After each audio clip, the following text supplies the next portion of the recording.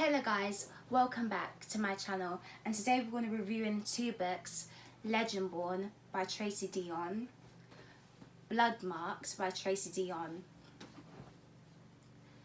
I'll be reviewing these books, and these books are fantasy books that I'm interested in and want to understand the worlds and the characters are in. As I go deeper into the world, I want the viewers to debate about the characters, about their purpose in the two installments. Warning, these two installments deal with grief, violence and racism. From reading from Legendborn, as you can see, which is the first book, which I really like the cover of it, which hands up, applause to the author and illustrator as well.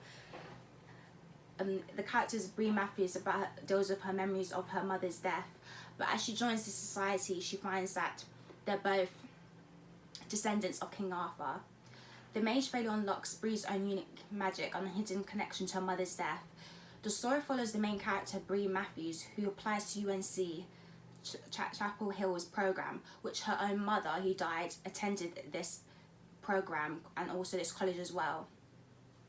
As you read this novel, it starts off about a fight about issue, but her mother dies in a car crash, and she joins the society and is that what is called Legendborn.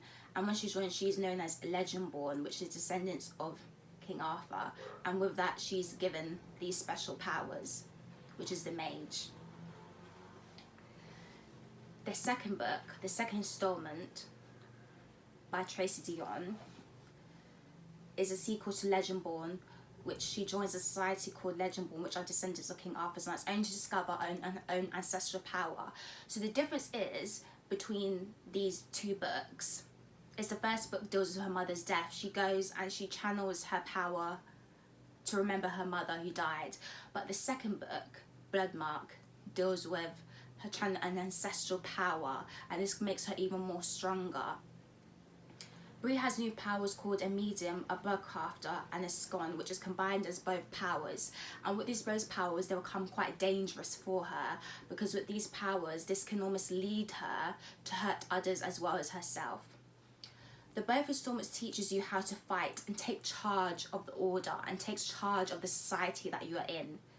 As well, this novel deals with the theme of grief. I lost a loved one, and these installments teaches you how to be strong and protect the society that you are in. Being careful of the power, you have to protect others around you, and losing her mother makes her stronger when joined the society. When looking at these two novels, you deal with grief and a little bit of racism, because being as a African American woman, she has to almost deal with like comments from people and what they say to her while joining this society.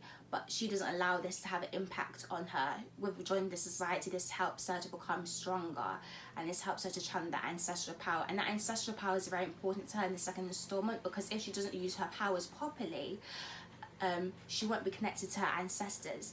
And you have to remember, in each novel, every character, they're all connected to their ancestor as well. It's not just Bree Matthews, they're all connected to their ancestors, and they're all descendants of these ancestors, and it's almost about controlling and protecting ancestral claim from her, and her coming to healing and understanding of her past, but her mother's past as well.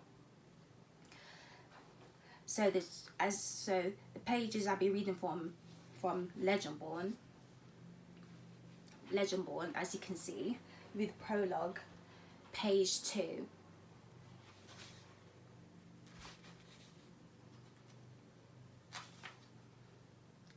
Who did this paperwork come from? Who has the paperwork on hand for my mother's death? So she's basically answering the question in this novel, like, who has the paperwork of her mother's death? Because her mother's death hasn't become unknown, but she's fighting for her mother's death to have meaning and understanding, because her mother's death remains a mystery, but she wants her mother's death to have a purpose, and she wants her mother's death to be known. The difference is in Bloodmarked, as I'm going to dissect, in prologue, page 1,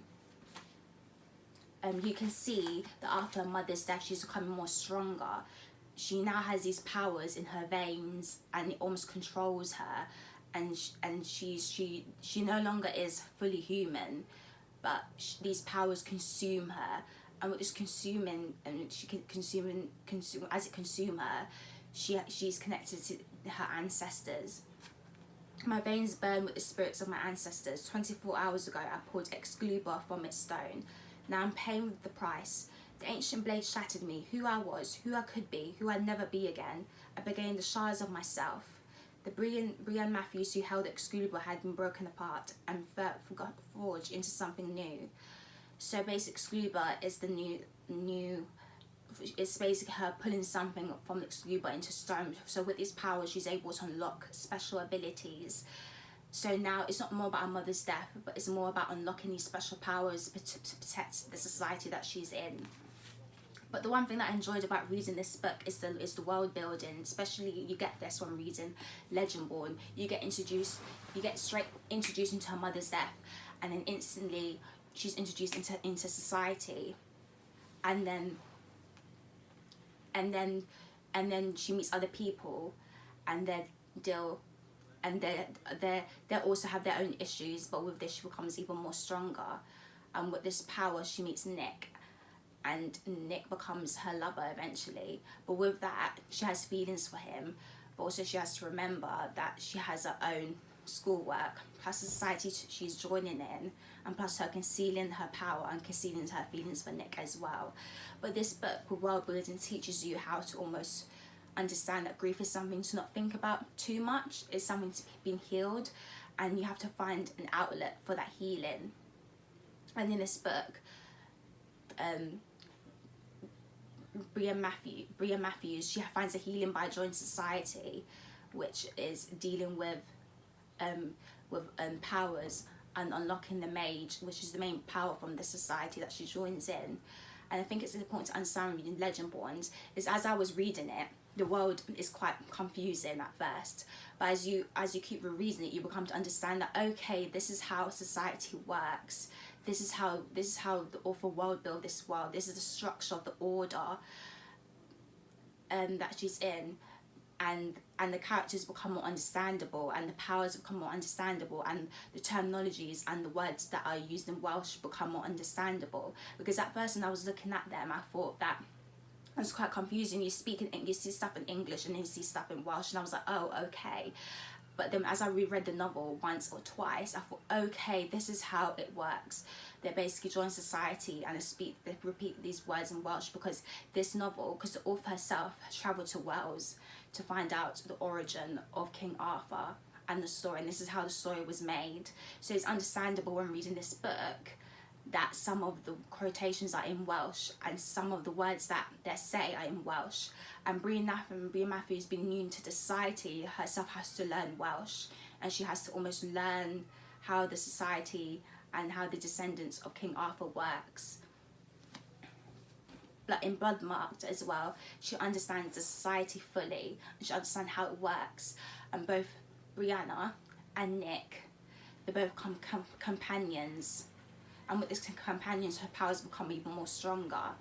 And no longer her mother's death is a part of her mind. Is her ancestors become part of her mind and part of her strength and part of her protection and protecting the people around her, and almost caring for the people around her, and not being drawn to the sage, which she's drawn to this very dangerous character which can harm her and harm people around her. She becomes to understand that she needs to be drawn to Nick because Nick is willing to protect her, and she needs to make sure that her powers doesn't hurt others. And that's the main worrying thing when reading this novel. I was starting to get worried when reading this novel that, oh no, I just hope her powers doesn't take over. I just hope this power doesn't have such an impact on her so much that to the point that she starts to harm others. And this novel almost shows that with this special power, you become to understand the ancestors, but she becomes to understand herself and what she desires and what she wants. And I feel like the second novel is really good for young adult readers because it teaches you that the main aim of this book is to become stronger and to not let the past define you, and to become strong, keep on fighting for what you believe in, keep on fighting for the society that you're in, keep on fighting for what you believe in, keep on fighting for African American women as well, which is very important. And what the author did really well in establishing, she combined both King Arthur's legend both racism, being the only black girl in society, and also love, and also loss and grief as well, which is channeled. And I hope in the comments, as hopefully in the comments you can debate about what your views of what you think of the two installments, and your views of them. And also from my point of view, I hope that in the future she does have another third installment, because I really want to find out what happens next in these two books, and what happens next. Yes, I really want to find out.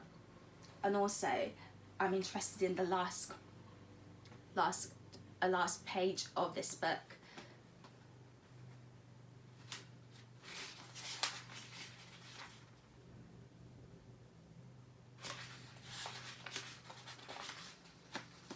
I'm just searching through the page. I extend my right hand before I change my mind, and a Yoruba snatches it. I'm sorry, I whisper to Nick. Please know that the last thing I see before I disappear, with a Yoruba Nick's hand reaching out and closing around smoke and empty air.